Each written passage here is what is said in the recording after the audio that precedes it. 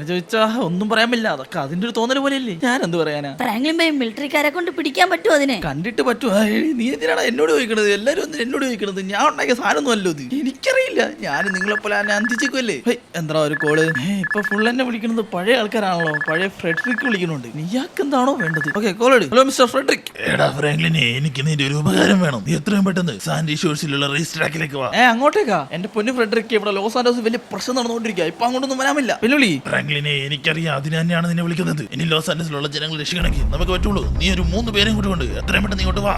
ആണോ? എന്നാ ഞാൻ എന്താണ് സംഭവം പോലും പറഞ്ഞില്ല. എന്തായാലും നമ്മൾ വെറുതെ ചിലപ്പോ ഇങ്ങനെയായിരിക്കും നമുക്ക് ലോസ് ആൻഡോസിനെ രക്ഷിക്കാൻ ഒരു അവസരം കിട്ടുന്നത്. അപ്പൊ കമോൺ കേറ് നേരെ പുള്ളി പറഞ്ഞ സ്ഥലത്തേക്ക്. അല്ല, ഒരു 3 പേരെ കൂടി കൊണ്ടുവരാൻ പറഞ്ഞ അതെന്തിനാണ്? ഓക്കെ, ആ സ്ഥലത്തിന് അടുത്തല്ലേ ട്രെവറിന്റെ വീട്. അവിടെ അവനെ പിക്ക് ചെയ്യാം. അല്ല ഫ്രാങ്ക്ലിൻ ബൈ, മിലിറ്ററിക്കാർക്കേ പറ്റാത്ത കാര്യം ഫ്രെഡറിക്കിന് എങ്ങനെ പറ്റും?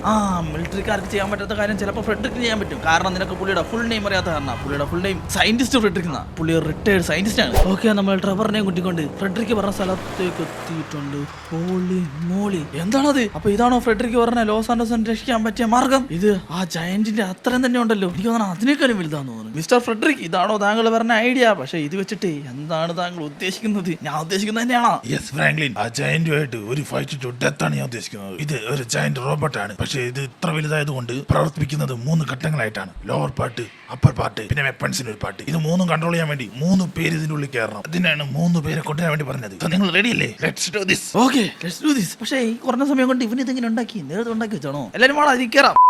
ഓക്കെ, നമ്മൾ 3 പേര് ഇതിൽ കയറിയിട്ടുണ്ട്. ഞാൻ അടുക്കത്തുള്ളത് വെപ്പൺസ് കൺട്രോൾ ചെയ്യണം ഞാനാണ്. ഡ്രൈവറാണ് ലെഫ്റ്റ് സൈഡിൽ, അപ്പർ പാർട്ട് കൺട്രോൾ ചെയ്യണം. അപ്പോനാണെങ്കിൽ റൈറ്റ് സൈഡിൽ ലോവർ പാർട്ട് കൺട്രോൾ ചെയ്യണത്. സോ എല്ലാവരും റെഡി അല്ലേ?